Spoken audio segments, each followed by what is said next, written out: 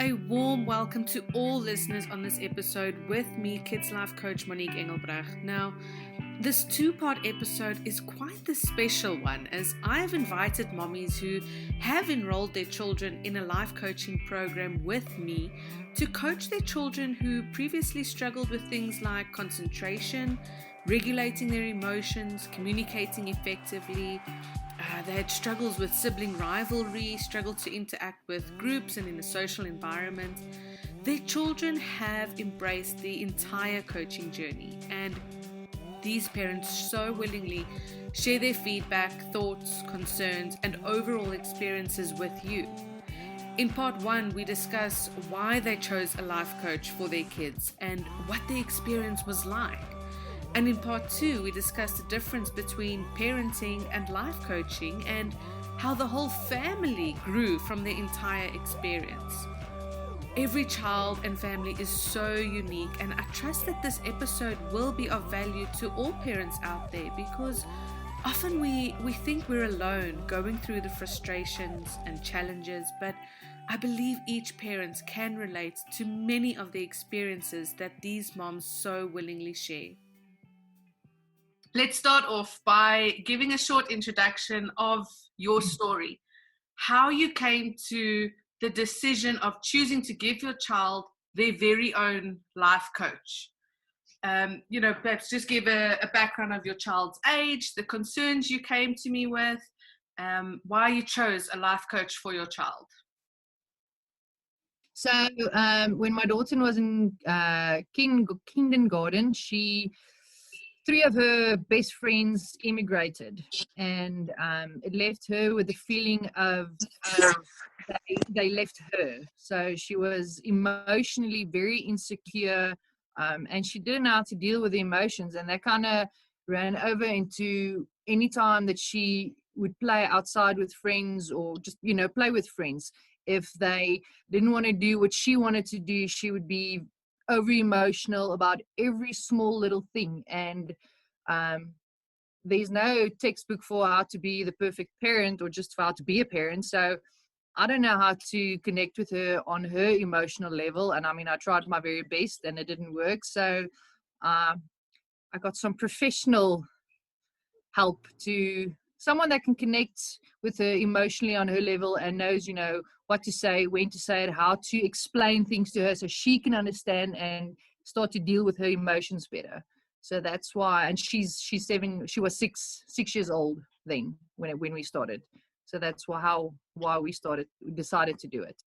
Oh, well, my journey with Arya started when she started primary school. So when she went into grade R, basically we were called in all the time to say that there was just everything that she wasn't doing right. She was hyperactive. She would need to stand up, and when it's time to sit at the desk, for example, she would then need to stand up and run around the class and do whatever she wanted to do. She just had this whole lot of energy that she actually didn't know how to get rid of it, or how to even or what to do with this amount of energy that she had. And they obviously said to us, we're going to have a problem, and so forth. So we managed to get through grade R. When we got to grade 1, again, we were called in every couple of weeks. Principal's office sitting there telling us how bad she is. She needs to be put on meds, and she's definitely ADHD and ADD and a whole lot of things. And eventually they asked us to take her for an assessment. So we took her to a neurologist, who then did an EEG, and he says, yes, there's definitely a problem here and she needs to be on meds. So at the age of 7, we put her onto a Concerta. But she was a zombie child. She, fair enough, she was fine at school, where she was a child that sat absolutely quietly at the desk, worked, did whatever the teacher said, yes ma'am, no ma'am, kind of thing. So it obviously worked perfectly for the teachers. But it broke my heart every day to see this child, a complete zombie. A happy-go-lucky, free-spirited child that is now a complete zombie. Her diet was bad, just everything about her was just bad. And then I decided on my own, I'm going to stop the meds. And when I did, she was at least about, I'd say about 6 months taking the meds. And then I stopped it. And then obviously when I did, immediately they saw, because she was gone back to this disruptive child and emotional child and everything else that could go on. Then at the end of grade 1, they said to us that they wanted to keep her behind. And I'm saying, for what? I mean, it's not like she was falling behind. She was just maybe slow at the task, and that was because she had so much of energy, she wouldn't finish her task fast enough. So she wouldn't sit down and do it. Got to grade 2, I said to the teacher, I'm not putting on the meds. But fortunately for Arya, she had such an amazing teacher that was willing to go through this, on this journey with us. And she said to us, look, let's just try, since Arya is, she has all this energy, let's introduce, she can come to school and use an exercise ball, which she did, which absolutely worked. But as much as it did work, she then suggested that we try on Ritalin. So we did put on Ritalin. Ritalin was obviously, I gave her like half a tablet of the Ritalin. So it did help, but then again, and it broke my heart every day to give it to her. And I was a complete wreck myself, because I would cry every single day giving her this tablet. And then eventually, I stopped it again, and I just continued with the ball. And then she went to grade 3, no meds, and she just carried on. But she was improving, very, very, very, like slight improvement, but there was. But I also think that the teacher, both in grade 2 and grade 3, made a big difference, because they had more patience with her, they knew how to deal with her, and also because they had experience with their own kids like Arya. Okay, so they understood much better. Yeah, and it so happened when she was in grade 3, I went through a whole spiritual journey, and I decided to leave work because I realized I had a purpose, and that's when I did life coaching or transformational coaching and all of that. And when we got to this year, I could, and I think because of the coaching that I did as well, I could see Arya's already a problem. So I could see that there was, and so before that as well, so just take you back to when she was in grade 3, although the teacher had our support and whatever, but the principal still wanted us to go and see another neurologist. So she went, they did another EEG, they put her into hospital, they did like a whole overnight thing and whatever, still told us the same thing, that she definitely needs the meds. Mm. So we agreed, and that's when we put on to the Ritalin, by the way. So when we got to this year, and I could see in the beginning of the year already, like 3-4 weeks into school, and I could see Arya's they're gonna start complaining about her, because I could see the change in her behavior and things like that. But obviously now she was moving on. She was going through adolescence now, and in different phase. So it was all different things that was happening to her. And that's when I decided, I said, no, I'm not going to do the whole meds thing and whatever. I strongly believe that there's nothing wrong with her. She just doesn't know how to deal with the emotion. She just doesn't know how to deal with anxiety. And that's when I started searching for weeks, looking for a coach. And yeah, by accidentally, I came across the Kids Life Coach on the internet, and I started reading about it. And that's when I contacted you. And yes, it's been amazing. Mm. But it's been, a very painful journey with Arya. It's, two different experiences, Arya being 10 years old, going through all of this for years and years, and Lene being 6 years old. Mom, you lucky there, Chantal, coming in early to have found this, to put those skills in place, that as she gets older, you just keep building. And I think, if I remember correctly, with Lene, we stuck to 4 weekly sessions, then we switched to the bi-weekly sessions, then we went to monthly, and that's the general program. Whereas with Arya, we switched that and rather stuck to weekly sessions for over the 3 months. So every child's different. Every child requires the different type of sessions and all of that. That's why we do tailor-made coaching, because every child's so different. So what was your experience throughout the whole entire coaching program? While your child did the home adventures, what was your experience as parents throughout the whole journey as well? With Lene, it was, I have to be honest, I was a bit skeptical in the beginning, because how can you life coach a 6-year-old? And when I was telling people my 6-year-old's got her own life coach, and they were like, what, the life coach? I was like, yeah, well, this is it. So but you guys came highly recommended, and it was nice to see, even after the first session, how you you played with her in a way that, you were coaching her through playing with her and getting information out of her that I was never able to do. So even after the first session, I could see changes. And the more, obviously, we get homework that we need to do, and we have to keep reminding them of what they've learned. And I'm not the most, what do you call, gehoorsaam in English, obedient parent when it comes to homework. So I didn't as I was supposed to do, but then she would remind me. So the way things were explained to her, it stuck in her head, and it was just very nice to see the changes in her. Even when I spoke to a teacher to see, how is Lene acting out in school, emotionally, when kids don't want to play with her, or when they don't want to do what she's doing, how she's reacting. And even the teacher told me there was a big difference from the very beginning. She emotionally got very, very stronger. So yeah, that was nice. Gave me hope. Well, and that's also the thing with the home adventures, that even though you as parents, you get your manual to say, you know what, this is what your child learned and this is how you can support them.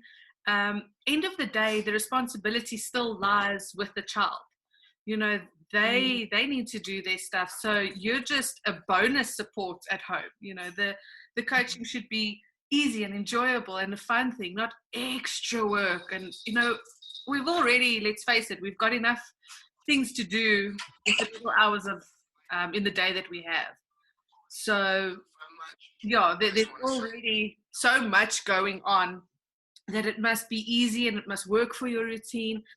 And yes, I'll get to it later. I think asking if your child coached you at any point, because I think that links to what you said there earlier, Chantal. But we'll get to that. Therusha, your experience throughout the entire coaching journey. From the beginning, it was amazing. I think for Arya, from the beginning, it was just somebody listening to her and not telling her that she's doing something wrong, or that the way she's behaving is wrong, or the fact that she has to sit still and she doesn't, she even on her first lesson, when she jumped into the car, she was like, Monique, let me do whatever I wanted to do. And, it was for her, it was a sense of freedom. Like, she didn't have to tell me to stop doing anything. Like, I wasn't just, because she always felt like everyone just had negative things to say about her. Or Arya, settle down. Arya this, Arya that. No one says, Arya, you're doing a great job. But no one says, Arya, you're amazing, or anything. And I think because the pressure at school was so much, that we at home put pressure as well to try and get her to the place. But we were obviously not doing any justice to her. I mean, we were just making it worse. So when she felt that, it made us happy and made us obviously look at her differently, because we saw another side to her, because she felt, you know what, I can do this. I'm actually not as bad as what everybody else seems to think I am. And just having her own power and having her own say and having that confidence. And that was the most important thing, because she was quite broken in terms of having confidence. So to see that in Arya, and again also, like, I mean, now with homeschooling, she hasn't even gone back to school yet. Half of the girls have gone back. But I mean, it's amazing how she gets up in the morning before everybody, and she showers and she does her mind holiday every single morning. She comes downstairs and she waits at 8:30 for her call. So yeah, no, it's been amazing. And that's also the thing with kids, they often get so much slack from everyone and around them, and don't do this and don't do that, and in class you must sit like this and work like that, and it's difficult. Every child is different. So that's what we do with the coaching, is we take however this child is, we don't change it. We don't say you are wrong, you need to be this way. Let's work with it. Let's make this is your strength, so let's work this to your advantage, and not in a way that's going to bring you down or get you in trouble, whatever. Let's work with this strength that you've got. But yes, I remember the whole coaching journey with both kids. It was absolutely amazing, and they started flourishing very soon. And I think that's because you as parents were involved and you supported them. And as I always say to parents, the more support that they give, the quicker that the children experience the change, because they feel they have that extra support. Okay, so what was your child's experience like throughout the coaching program? Well, with Lene, for the most part, she enjoyed it. I think because it was done in a playful manner, and you connect with her on her emotional level. So for the most part, she did enjoy it. And some days she just wasn't in a good space emotionally for whatever reason, and then everything felt like work, and she didn't want to do things the way she was supposed to. But that's just, I think that's just normal behavior. Not everybody have good days all the time.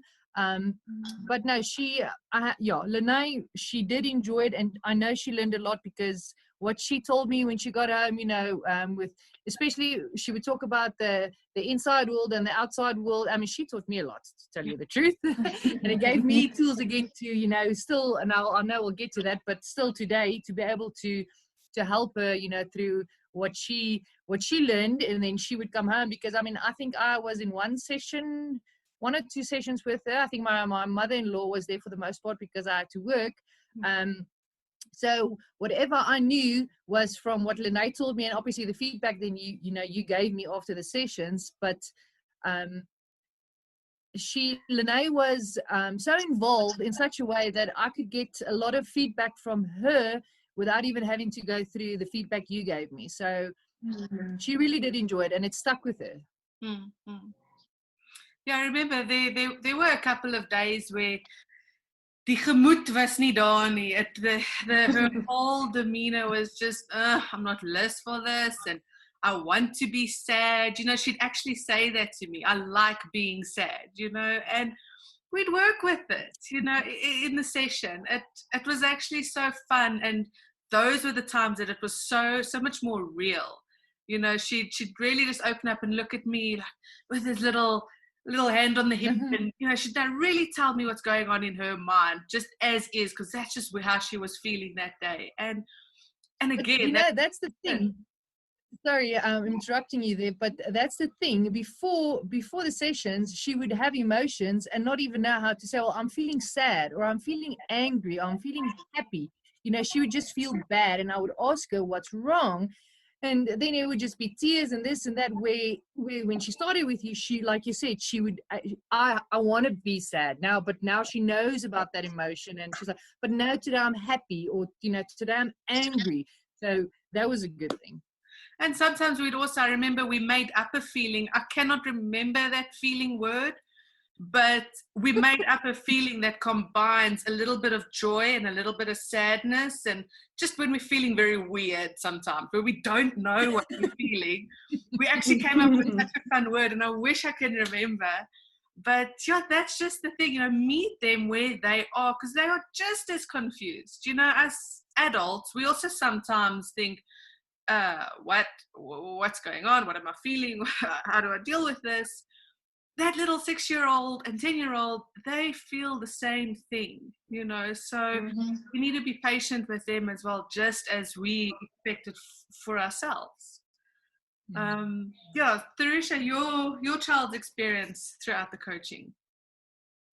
She loved it. She absolutely looked forward to it and everything. It was a time to also vent and complain about how bad her sister is, and how mean her sister is, and what mom does, and all the fights that we have. So she looked forward, and it as much as anything, it brought me joy knowing that she was able to express herself in that way, which she never ever could do before. She would really just bottle all her emotions up, and you'll find Arya sitting in a little corner crying, and what's wrong, Arya? No, I'm just feeling down. But she would never say, I'm angry with you. I'm angry with you because you screamed at me, or I'm angry with you because I asked you to pour me something to drink and you didn't. And the fact that she could actually do that, she could actually open up and say, I'm angry with mom because she was shouting at me today, and I'm angry at my little sister is because, that was one of the things that I absolutely loved about the coaching, that it actually helped her to open up, to express what she's feeling, and there's nothing wrong with being upset, and there's nothing wrong with being angry, and teaching her how to deal with those emotions. So, and that's why I think she also enjoyed and looked forward to the coaching, is because it was the week that she probably would have had everything that she needed to say, and then when Monique called, and then she let everything out for them. So yeah, I know for a fact. I mean, and she definitely used a lot of what she was taught at us. And also with the, you mentioned that it was like her time to just vent and all that kind of stuff, but how she learned that balance between, it's okay, you can complain, you can be upset, Mm-hmm. but at the end of Yes. the day, what are you going to do about it? Are you still going to sit in that corner and moan, or are we going to move forward here? And where does the responsibility for that lie? Did I speak right English now? Where does that responsibility lie? Is it with other people? Must they make you happy and change everything? Or, is it something you can do? And she often did that, Monique. I mean, where she would say, like, she's angry with mom, but mom is okay. I'm angry with mom, but this is what I did, to actually make mom angry, or this is what I did, and that's why dad's angry. So yes, for one, Arya never ever took responsibility for anything she did. She always blamed everybody else for everything else that was going wrong with her. And I know for a fact, even though she would like say, but okay, I take responsibility because I did upset them, and I did this and I did that. So yeah, that for me, that was absolutely amazing to see that side of Arya as well. And you both have now mentioned it now a little bit. So let me ask the question. Did your child start coaching you throughout the program? Both smiling and nodding. Yeah, no, she did. Lene, I've a tendency, I'm a very black and white kind of person, so the gray area is not very big with me. So I would easily just be like, well, toughen up, it's not that bad or whatever. And then she would remind me, she'd be like, but mommy, you don't understand what I am feeling. And she would talk about her emotions. And I think as an adult, you forget, like we just now mentioned, that they also have all these emotions. And before the coaching, she didn't know how to, like you just mentioned, she didn't know how to express the emotions. But so afterwards, she would tell me, but mommy, now, I am sad because of this and that. A lot of the times there was not really a good enough reason for her to maybe feel sad. But then again, in her little world, something that seems small to me is very big to her. So, she reminded me a lot of the times of the tools that she got. Yeah. Teresa, yourself? With Arya, we definitely all got coached from Arya. Plenty of times. Lots of times we were asked to go outside and go and blow our ants and bugs out because we affecting our inside world, and so we definitely got coached very often. But she, even though like I've done transformational coaching and whatever, the amount of stuff that I've actually learned from Arya, the coaching I actually got from Arya was far more, what can I say? Like far more, it helped all of us at home. Like, that's how we actually live our lives on a daily basis at home. Because of Arya keep reminding us of our emotions and the fact, our inside world, outside world, all of that. She definitely does.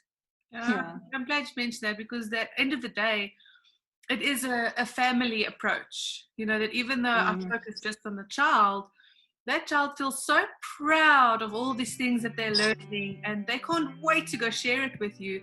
But then they also start picking things up, and then they'll say, no, come on, Mom, just breathe, or that's ants and bugs, Mom, Yes, So yes. eventually the whole family is brought into this, and everyone is uplifted throughout this entire program. So I'm glad you mentioned that.